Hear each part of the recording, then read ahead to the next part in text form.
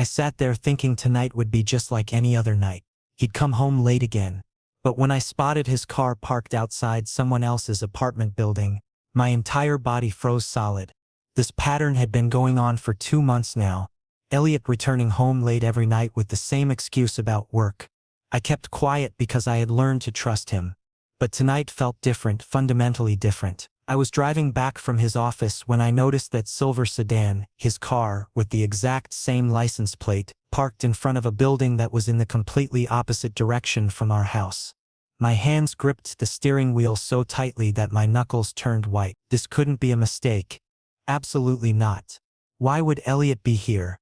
This building was downtown, his office was on the east side, so what was he doing here? I pulled my car to the side, turned off the engine, and sat there in the darkness like some detective investigating his own life. My heart was pounding hard, as if someone had hung a bell inside my chest. I tried to rationalize, maybe it was a client meeting, maybe an emergency, maybe a colleague lived here. But at 10 o'clock at night, and why wouldn't he tell me beforehand? Why all this secrecy? Then I saw something that made me feel like someone had stolen my breath. The building's main door opened and Elliot walked out, typing something on his phone. But he wasn't alone. Not at all. With him was another man, tall, sharp jawline, well-dressed like he'd stepped out of a fashion magazine. They were talking, laughing together, and then I witnessed what I didn't want to see. Elliot placed his hand on the man's shoulder. Exactly the way he used to touch me when we were together. The exact same gesture. The same closeness. "Elliot," I whispered to myself, as if he could hear my heart's voice. Something shattered inside me at that moment, like someone had thrown glass on the ground and it scattered into 1,000 pieces. This was the man I had given my life to, given my time to, shared my dreams with. The man I thought was mine, only mine. And now here I was, hidden in the darkness, watching him with someone else like I was some stranger, some outsider who could only observe. I pulled out my phone, his name glowing on the screen. Elliot, saved in my contacts with a heart emoji beside it. But now that name didn't feel as familiar, didn't feel as much mine. I wanted to text him, wanted to call, wanted to clear everything up. But I didn't, because if I confronted him now, he would lie. Smoothly lie like he always did. He had always been lying. I was understanding now, crystal clear. That night I didn't decide to go home just yet. I stayed there, sitting in my car, thinking about how many times I had ignored this. How many times I had seen red flags and still blindly trusted him. How many times he had come home late and kissed me saying, "Sorry baby, work was really busy," and I had foolishly believed him without asking a single question. And I had just been playing the fool, day after day. The streetlights cast long shadows across the empty road. I watched as Elliot and that man stood there talking for what felt like an eternity. Their body language spoke volumes. The casual intimacy, the comfortable familiarity. This wasn't a colleague relationship. This was something more, something that had been growing while I was sitting at home waiting, trusting, believing. I thought about all the nights I had prepared dinner and let it go cold waiting for him. All the times I had texted asking when he'd be home and received vague responses. All the occasions when he'd come home smelling different, looking flustered, making excuses I had swallowed whole. The signs had been there all along, screaming at me, but I had chosen to be deaf to them. My phone buzzed. A text from Elliot. "Working late again tonight, don't wait up. Love you. Love you." Those words that once made my heart soar now felt like acid on an open wound. I stared at those 2 words until they blurred, my vision swimming with unshed tears. How could he type those words while standing there with someone else? How could he be so casual about destroying everything we had built together? I watched as they finally separated. The other man went back inside the building, and Elliot stood there for a moment, looking at his phone, probably reading my non-response to his text. Then he got into his car and drove away, heading in the direction of our home. Our home. The thought felt bitter now. I sat there for another 20 minutes, paralyzed by indecision. Part of me wanted to storm into that building, find out exactly who lived there, confront this entire situation, head on. But another part of me, the part that was already breaking, knew that I wasn't ready for the complete truth yet. I needed time to process, to plan, to prepare myself for what was coming. Finally, I started my car and drove home, taking the long route, needing the extra time to compose myself. When I pulled into our driveway, Elliot's car was already there, sitting innocently as if it hadn't just been parked outside another man's apartment. As if everything was normal. I walked into our house, the place that had felt like a sanctuary but now felt like a stage set for a play I hadn't known I was performing in. Elliot was in the shower. I could hear the water running. On the kitchen counter sat his briefcase, his keys, his wallet, all the ordinary objects of our ordinary life that suddenly felt like props in an elaborate deception. I picked up his keys, feeling their weight in my palm. These keys had opened doors I knew nothing about, had been to places I had never been invited to. I set them down carefully, exactly where he had left them. I couldn't let him know that I knew. Not yet. When he emerged from the bathroom, hair damp and skin flushed from the hot water, he smiled at me with such ease that I almost doubted what I had seen. Almost. He kissed my forehead, asked about my day, told me about his fictional work problems. I played along, giving him the responses he expected, all while dying inside. That night, as he slept beside me, I lay awake staring at the ceiling. The man I thought I knew was a stranger. The life I thought I had was an illusion. And tomorrow I would have to wake up and pretend that my world hadn't just collapsed. But first I needed proof. I needed to be absolutely certain before I burned everything down. So I would watch, I would wait, and I would document every lie until there was no room left for him to talk his way out of this. The beginning of the end had arrived, and I was wide awake for all of it. The next morning when Elliot came into the kitchen, he kissed me as if nothing had happened, as if everything was perfectly normal. "Good morning, love," he said with a smile, picking up his coffee mug completely casual like any other day. I sat at the table staring at my cold toast that I hadn't touched. My heart wasn't the same anymore. Not at all. I didn't want to look at him, but my eyes wouldn't leave him either. Like he was some kind of magnet. "Where were you last night?" I asked without hesitation. Direct. No games. No dancing around the subject. He paused for a second, looking at me, and I caught a flash in his eyes. Confusion or maybe guilt. Then came that casual laugh he always gave when he was hiding something. A pattern I was beginning to recognize. "At the office, love. Same as always. You know how important this project has become lately." I stayed silent, just trying to read his face, noticing every muscle movement. He was excellent at this. Lying smoothly lying. His eyes didn't contain the guilt that should have been there if he was telling the truth. "Your car was downtown last night," I said quietly, keeping my voice completely calm. His hand froze on the coffee mug. Completely frozen for just 1 second. "What do you mean?" "Last night at 10. Your car was parked outside a downtown building. You were with someone. With another man." Elliot took a long breath and then gave me a smile that was completely fake. I could see right through it. "Oh, that was Tristan, man. He's my colleague from the office. We went to a client's place for a last-minute meeting. Nothing suspicious at all, Dylan. Believe me, Dylan. My name." But coming from his mouth now, it sounded different. Very different. Like a stranger was saying it. "Tristan." I repeated his name. "And why didn't you tell me beforehand?" "Because I didn't want to stress you out. These late-night meetings are boring. You know, paperwork and client discussions. Why would I disturb you unnecessarily?" This was just an excuse, and I knew it completely. But I couldn't prove anything yet. Not yet. He got up and left quickly, putting on his jacket to head to the office. He left me there as if he had won the argument, as if he had convinced me.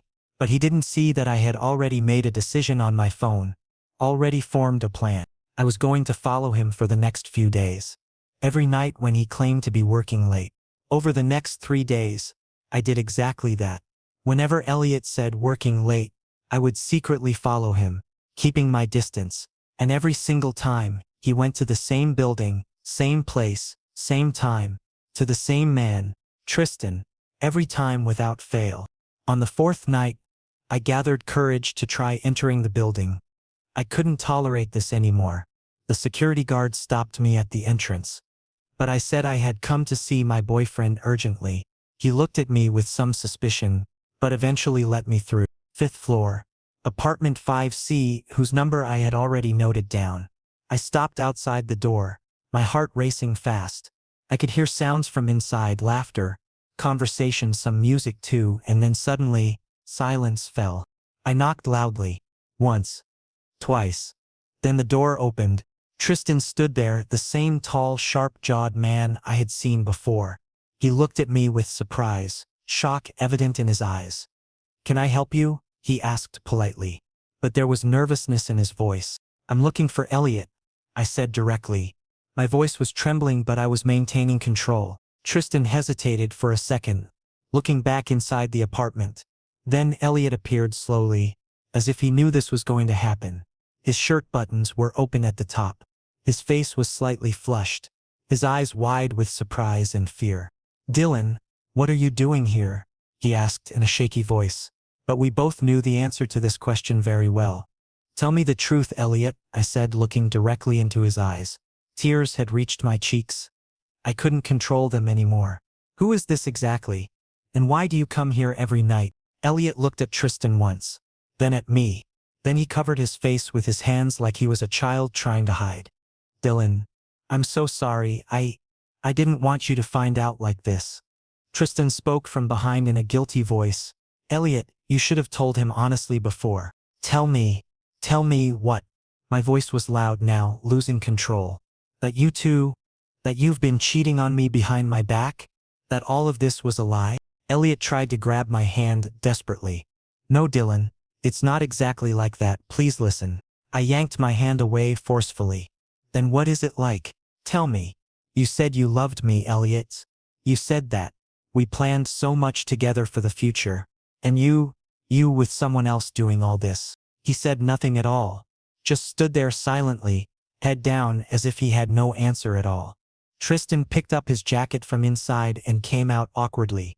"I'll let you two talk privately," and he walked away toward the elevator. Now it was just the two of us in that hallway. In silence, just the sound of the air conditioning. "How long has this been going on?" I asked, trying to keep my voice steady. 3 months now. 3 months. 3 whole months. I had been a fool. 3 months, he had kissed me, told me I love you every night, and then gone to someone else. Done with someone else what was supposed to be ours. Why, Elliot? Wasn't I enough for you? What was lacking in me? He closed his eyes tightly. "You were enough, Dylan. More than enough." But I was confused about myself. Tristan and I got very close at work because of the project, and feelings developed, and I couldn't stop myself. This wasn't an excuse now. This was his explanation. But it wasn't reducing the pain at all. Not at all. I decided to turn around at that moment. "I'm done with this, Elliot. We're done." "Dylan, please wait. Let's talk properly." "No, Elliot. There's nothing left between us now. Trust is gone. Everything is finished." I walked away from that hallway, sat in the elevator, and by the time I reached the ground floor I had already broken inside, completely shattered. The ride down felt endless. Each floor a reminder of how far I had fallen from the happiness I thought I had. When I stepped out into the cool night air, I realized I was truly alone now. The person I had trusted most had become the person who hurt me the deepest. I drove home in a daze, not even sure how I made it there safely. Tomorrow would be the first day of my new reality. One without Elliot, one where I had to rebuild everything from the ground up. 2 weeks later, I found myself sitting alone in a quiet park during the evening hours. On a bench, holding my coffee cup, thinking about things. Actually not thinking about anything. Just staring blankly into space. Life had become a routine. Going to the office, coming home, sleeping, no feelings, no excitement. After Elliot left, I had become emotionally numb, as if someone had switched off my feelings. Then a ball came rolling toward my feet. A pink and purple ball that clearly belonged to a child. When I picked it up and looked, a short distance away stood a cute little girl, about 5 or 6 years old, with her hands raised and a small smile on her face. "Sorry, sir, that's my ball," she shouted. I smiled automatically, for the first time in 2 weeks. I rolled the ball back toward her. She ran happily and grabbed it. Then behind her came a man running, tall, well-built, messy brown hair, and tired but kind eyes. "Lily, I told you to play carefully. Look, you bothered this gentleman," he said in a gentle but firm voice. clearly that responsible father tone. "It's okay, really," I said quickly. "No disturbance at all." The man came up to me and extended his hand. "I'm Owen, and this is my overly energetic daughter Lily. Sorry for the interruption." "Dylan," I said, shaking his hand. His hand was warm and his grip firm. "And seriously, no problem. Actually, it was nice to have a little distraction." Owen looked at me with a curious gaze, as if he had noticed something in my face. "Rough day?" "Rough couple of weeks actually," I said honestly, not sure why I was being so open with this stranger. "Ah," he said understandingly. "I can relate. Life gets really heavy sometimes, doesn't it?" Lily came between us and looked at me with curious eyes. "Sir, why are you sad? Is someone troubling you?" Owen quickly stopped her. "Lily, we don't ask personal questions." No, it's fine," I said, looking at Lily.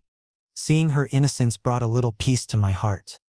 "Yes, I'm a bit sad, but your ball just made me smile." Lily clapped her hands happily. "Then play with us. Dad doesn't play ball very well, he's always tired." Owen smiled embarrassedly. "Lily, maybe Dylan needs to rest right now." "Actually," I interrupted, surprising even myself, "I'd love to play if you don't mind." So the three of us played ball in that park for the next 30 minutes. Lily was very happy. Owen relaxed a bit, and for the first time, I felt like maybe my heart was getting a little lighter. When the game ended, Lily came to Owen tired and he picked her up easily. "Thank you, Dylan," Owen said in a sincere voice. It's been a long time since Lily enjoyed herself this much with a stranger. And honestly, I enjoyed it too. "Me too," I said. "And if you guys come here again, let me know. I come here often in the evenings." Owen smiled, a genuine one. "Sure. We're here almost every evening actually. Lily loves the park." We both exchanged numbers casually. When they were about to leave, Lily waved goodbye to me. I waved back too. That night when I got home, I thought about how for the first time it had truly felt good spending time with someone. Owen was something different, simple, honest, and his eyes didn't have that fakeness that Elliot had. And Lily, she was like absolute sunshine. The next evening I went to the park again, hoping maybe they would come. And they did. This time too we spent time together, talked, laughed. Owen told me that his wife Lily's mother had passed away in a car accident 2 years ago. And since then he had been raising Lily alone. His voice carried pain but also acceptance. "It's hard," he said, pushing Lily on the swing. "Raising a child alone, office work, housework. Sometimes I feel like I'm not doing anything right. But then I see Lily smile and everything feels okay." I looked at him. This man was genuine, pure-hearted. "You're a really good father, Owen. You can tell just by looking." He looked at me and smiled. "Thanks, Dylan. By the way, what's your story? If you want to share." I took a deep breath and then told him about my recent breakup. An edited version, without too many painful details. Owen listened carefully, without judging. "Cheating is the worst," he said softly. "Trust breaks and it doesn't come back easily. But Dylan, remember one thing. It's better to be alone than to waste time with the wrong person and wait for the right one." His words were simple but very impactful. After that day, Owen and I became friends. We met in the park every evening. Talked, sometimes went for coffee after getting Lily ice cream. Within 2 weeks I realized I was feeling comfortable with Owen. Very comfortable. There was a peace in his presence that wasn't anywhere else. Our conversations deepened as days passed. Owen shared stories about Lily's mother, about how they had met in college, about the dreams they had built together that were cut short by tragedy. He spoke with such tenderness and honesty that I found myself sharing more too. Not just about Elliot but about my fears, my hopes, the person I wanted to become. Lily seemed to sense something special developing. She started insisting I join them for more than just park visits. Soon I was helping Owen with grocery shopping, attending Lily's dance recitals, being present in ways that felt natural and necessary. One evening, as we sat on the bench watching Lily chase butterflies, Owen said something that stayed with me. "You know, Dylan, I think broken people recognize each other. We see the cracks that others miss and somehow that makes us fit together better." I didn't respond immediately, letting his words settle. He was right. We were both broken in our own ways. Him by loss, me by betrayal. But somehow, in our brokenness, we were finding a strange kind of wholeness. Lily ran up to us, breathless and glowing. "Can Dylan come for dinner tonight? Please, Dad? Please?" Owen looked at me, and in that look was an invitation for more than just dinner. It was an invitation into their lives, into their healing, into whatever this thing was that was growing between us. "I'd like that," I said, meaning more than just the dinner. As we walked to Owen's car, Lily holding both our hands and swinging between us, I realized something profound. Elliot's betrayal had destroyed one version of my life. But maybe, just maybe, it had cleared the path for something better. Something real, something that felt like coming home after being lost for a very long time. The sun was setting, painting the sky in shades of orange and pink, and for the first time since everything fell apart, I felt something other than pain. I felt possibility. A month had passed since meeting Owen, and now we were seeing each other almost every day. On weekends I would visit their house. Owen would cook while I stayed busy playing with Lily. Everything felt so natural, as if this was how it was always meant to be. Lily called me Dylan Uncle, now, and had grown incredibly attached to me. Whenever I arrived, she would run to the door and swing from my arms. "You're really wonderful with Lily," Owen said one day in the kitchen while making pasta. I stood beside him, cutting salad. "She hasn't accepted anyone this quickly since Mara passed." Mara, his late wife's name. This was the first time he had openly mentioned her name in front of me. "Lily is a sweet child," I said. "And you're a good person, Owen." He stopped cooking and looked at me. For several seconds, our eyes met. In that moment, something existed between us that both of us felt but couldn't express. "Dylan," he started, but then Lily shouted from the living room. "Dad!" The cartoon started. The moment broke. Owen smiled and returned his focus to cooking. But on my way home that night, I kept thinking about what he was going to say. The following week at 11 at night, Owen called my phone. His voice carried panic. "Dylan, I'm sorry for calling this late, but Lily has a high fever and she fainted for a few seconds. I'm heading to the hospital. I'm really scared." "Which hospital?" I asked without thinking, already putting on my jacket. "St. Mary's Emergency. I'm coming. Wait for me." I reached the hospital in 15 minutes, nearly breaking traffic rules. In the emergency ward, I saw Owen, hair messy, face pale, and in his eyes that fear that exists in any parent when something happens to their child. "Owen," I called his name and he rushed toward me. "Dylan, thank goodness you came," he said, almost breaking down. "The doctors are checking Lily now. I'm so frightened. If something happens to her, then—" "Nothing will happen," I said firmly and gripped his shoulder. "Lily is strong. And you're with her, everything will be fine." We both waited outside. Owen rested his head on my shoulder from exhaustion, and I just sat there supporting him. 20 minutes later, the doctor emerged. "Mr. Owen, your daughter is stable now. It was a viral fever that suddenly spiked. We've given her medication. She needs to stay for overnight observation."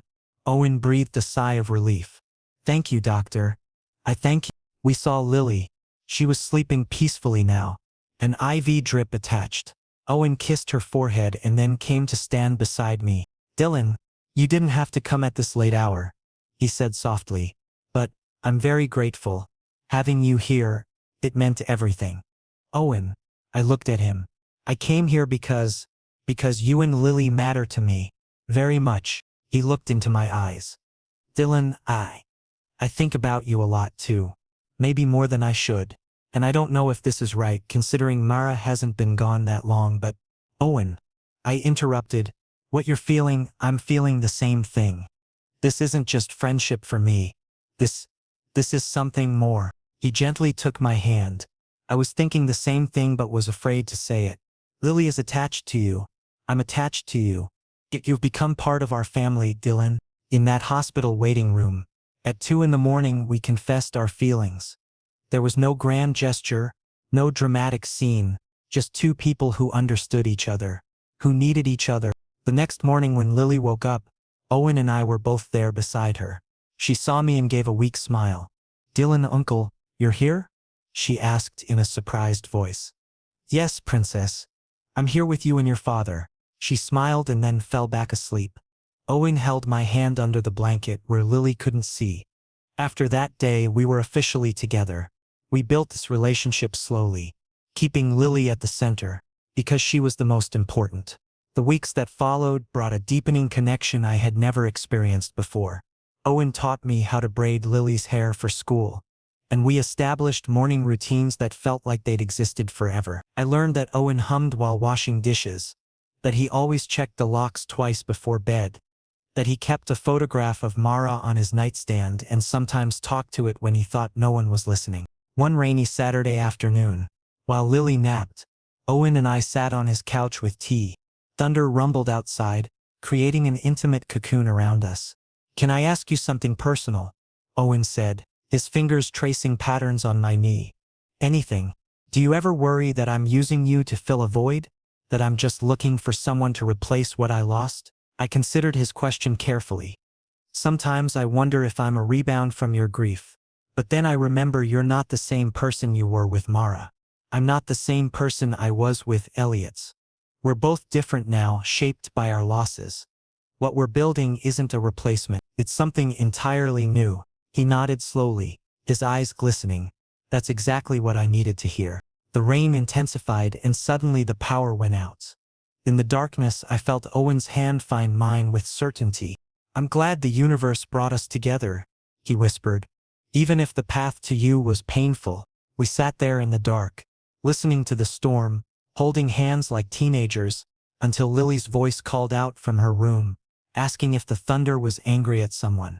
Owen laughed, breaking the tension, and we went together to comfort her. Those small moments accumulated into something profound. The way Owen would text me random thoughts during his workday. How Lily insisted I be the one to read her bedtime stories because I did the voices better. The casual intimacy of Owen resting his hand on the small of my back while we grocery shopped, guiding me through aisles like I belonged there. One evening, while Owen prepared dinner and I helped Lily with homework at the kitchen table, I caught him watching us with such tenderness that it made my chest ache. "What?" I asked, smiling. "Nothing," he said, but his eyes told a different story. "Just appreciating this normalcy, this peace. I didn't think I'd have it again." Lily looked up from her math problems. "Are you getting mushy again, Dad?" We all laughed, and in that laughter was the sound of healing, of moving forward, of becoming something more than the sum of our broken parts. Later that night, after Lily was asleep, Owen walked me to my car. Instead of our usual quick goodbye, he pulled me close. "Stay," he said simply. "I don't have clothes for tomorrow, I haven't. Stay anyway. We'll figure it out." So I did. I stayed on the couch initially, but when Owen found me there at 3 in the morning, unable to sleep, he took my hand and led me to his room. We lay there fully clothed, just holding each other, and it was the most intimate moment of my life, more than any physical connection I'd ever experienced. In the quiet darkness, with Owen's heartbeat steady against my ear, I realized this was what love actually felt like. Not the passionate intensity I'd mistaken for love with Elliot, but this steady, honest, and real. 3 months had passed with Owen and I was genuinely happy in my life. We had become an unofficial family. I stayed at Owen's house on weekends. Sometimes he came to my apartment with Lily. Everything felt perfect, as if life had finally gotten back on track. I had almost forgotten about Elliot. He had become just a bad memory that occasionally surfaced in my mind. But one Friday evening, as I was parking my car at my apartment building, I noticed a familiar figure. Silver sedan. Same license plate. My heart stopped. Elliot. What was he doing here? I got out of my car and saw him. He stood at the entrance of my apartment building, holding some flowers. When he spotted me, he approached desperately. "Dylan," he called my name. His voice carried desperation. "Please, talk to me. Just 5 minutes." "Elliot, what are you doing here?" I asked sharply. "I told you clearly that we were finished." I know, he said quickly, almost begging. "But Dylan, please listen. I was wrong, very wrong. Things ended with Tristan almost 2 months ago. That wasn't serious. I was confused about my feelings. But now I understand clearly that you were everything to me. You are everything." I looked at him coldly. This was the same man who had betrayed me, who had broken my trust. Elliot, it's too late to say all this. No, Dylan, please. He tried to grab my hand, but I stepped back. I miss you every single day. Your smile, your conversations, everything. I've changed, truly. Give me another chance. Please. Changed? I repeated bitterly. Elliot, you cheated on me for 3 months and now suddenly you've changed? I'm in therapy, he said desperately. I'm working on my issues.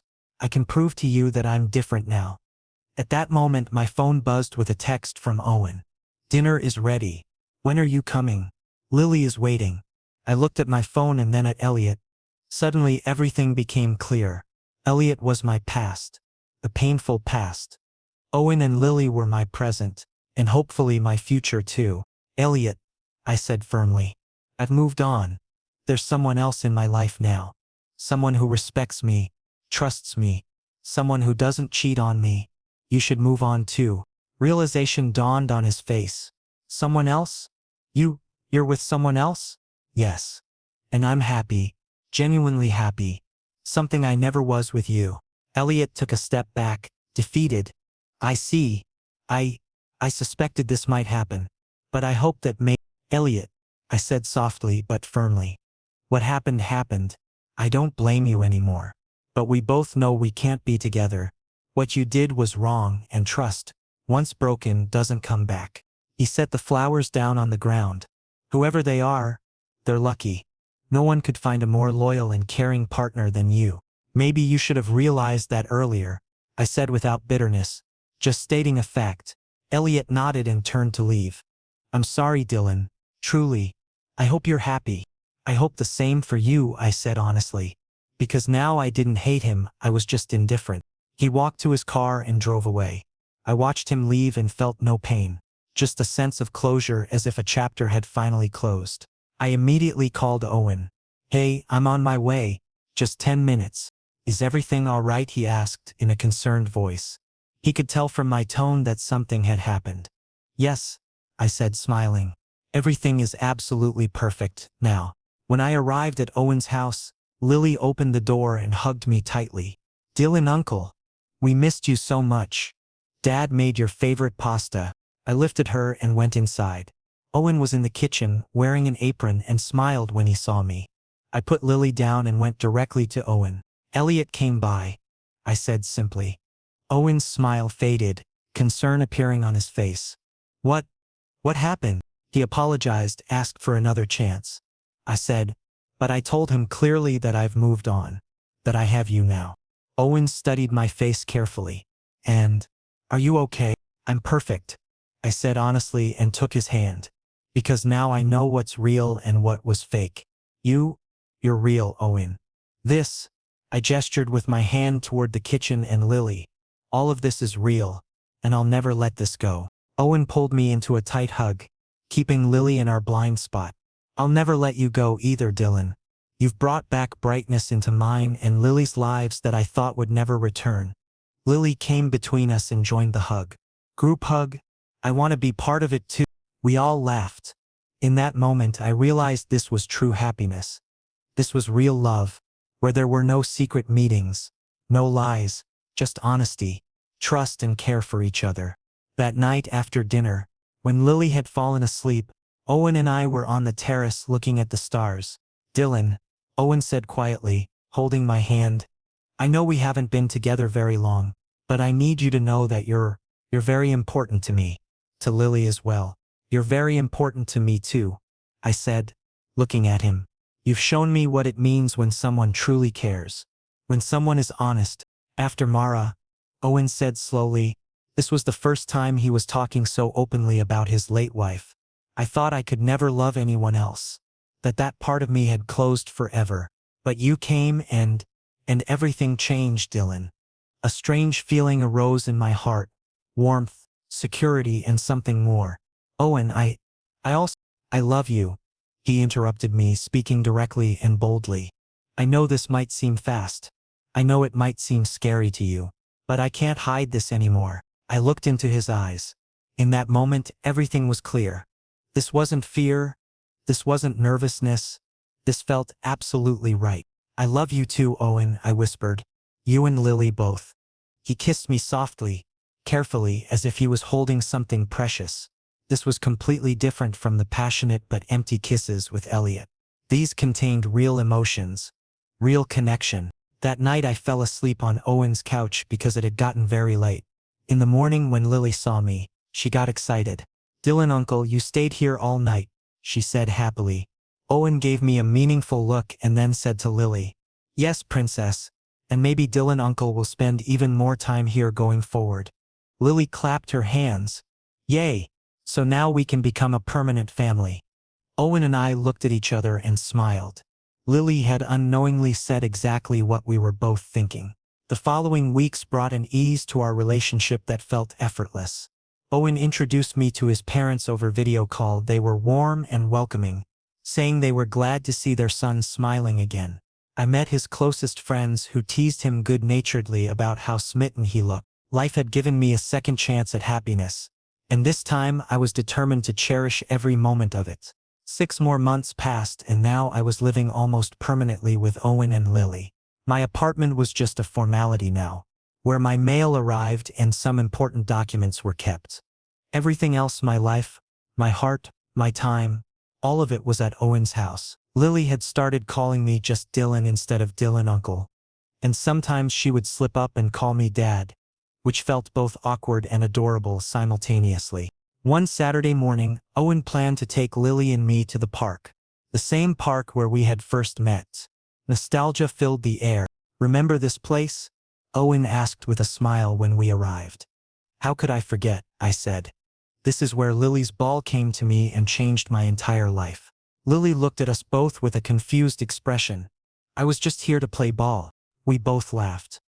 Lily went to the swings and we sat on the bench, the same bench where I had sat alone 6 months ago, broken and lost. "Dylan," Owen suddenly said seriously. His voice carried nervousness. "I want to ask you something."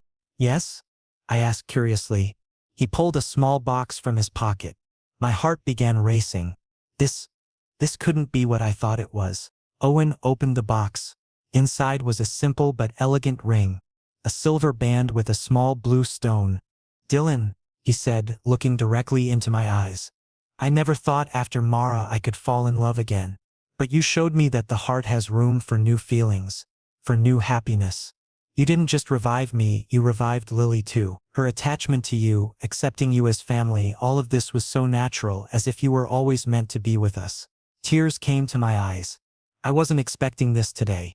I know we're still young in this relationship," Owen continued, "but I also know that when something is right, it's right. Dylan, will you marry me and Lily? Will you officially become part of our family?" I couldn't speak. Emotions were overwhelming. 6 months ago I was broken, betrayed, and lost. And today, here was this man with his daughter asking me to commit to them. "Yes," I finally whispered, and then louder. "Yes, Owen. Yes, I'll marry you. I want to officially become part of the family." Owen smiled, the biggest, brightest smile I had seen on his face. He carefully slipped the ring onto my hand, as if this was some sacred ritual. "Perfect fit," he said softly. Lily suddenly came running to us. "Dad! Dylan! What's happening? Why are you both crying?" Owen picked her up and held her between us. "Lily, princess, how would you feel if Dylan stayed with us permanently? Forever?" Lily's eyes widened with excitement. "Does that mean Dylan will become my second dad now?" "If you want that," I said, holding her small hands. "I want it. I really, really want it," she shouted and hugged me tightly. "Now I can tell my friends that I have 2 dads too." The 3 of us sat there in the park holding each other, like a complete picture. People passed by. Some smiled seeing us, some were busy in their own worlds. But we were happy in our world, complete in our family. That evening when we got home, Owen made dinner, special celebration pasta.